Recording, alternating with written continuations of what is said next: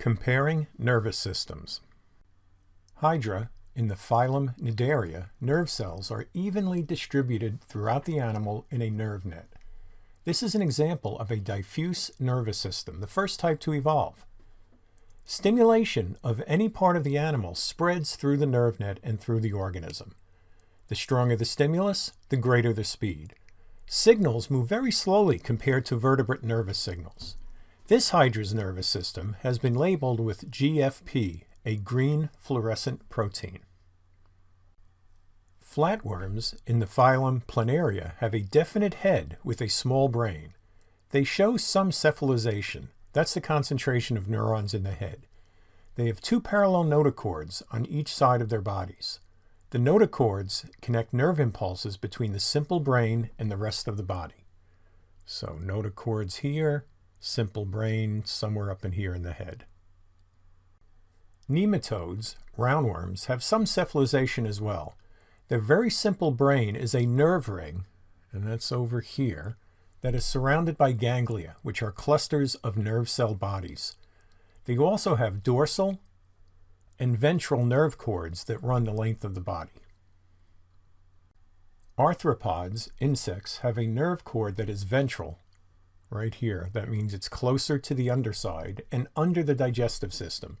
It is ganglia along the nerve cord which serve as processing centers to receive and respond to stimuli.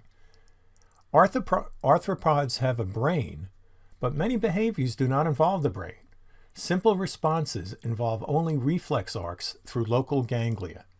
We have a stimulation here, and the ganglion tells the body to do something in response. Vertebrates show extreme cephalization with a highly developed central nervous system that also controls a peripheral nervous system. The central nervous system is made up of a complex brain connected to a dorsal spinal cord that runs the length of the torso. Pairs of nerves radiating out of the spinal cord are the largest structures of the peripheral nervous system. They connect the central nervous system with sensory neurons and motor neurons in each part of the body. A human nervous system sketch. Here's the brain, here's the spinal cord, and that's the central nervous system. Then you have all these nerves radiating outwards, which are the peripheral nervous system. Some of them are quite long. Over time, the chordate brain has increased in size in certain lineages, notably birds and mammals. The mammalian brain has evolved to specialize in learning and memory. Lampreys, ancient vertebrates, have brains that are specialized to process sensory input in the optic, which is visual, and olfactory, smell, regions of the brain. The cerebellum is the major structure that coordinates movement. So the cerebellum, that's this blue thing here. And it's a reptile, bony fish, bird, mammal. That's the cerebellum. The cerebrum is specialized for learning and memory. So that color is purple. And there's a mammal, here's a bony fish, a shark, etc.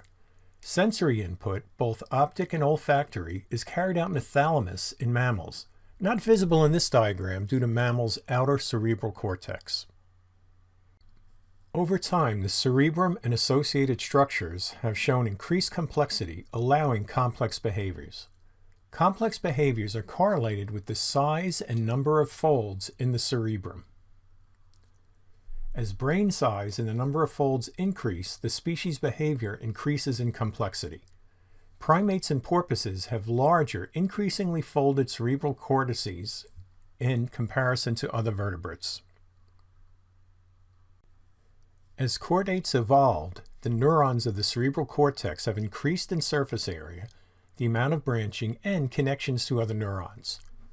The prefrontal cortex, shown in green, has increased in size.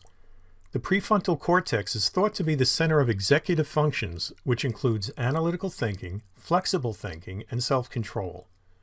Executive function skills in humans allow us to achieve goals. These examples demonstrate that natural selection has shaped the changes of the nervous system in various lineages, enhancing beneficial adaptations in cognition and behavior.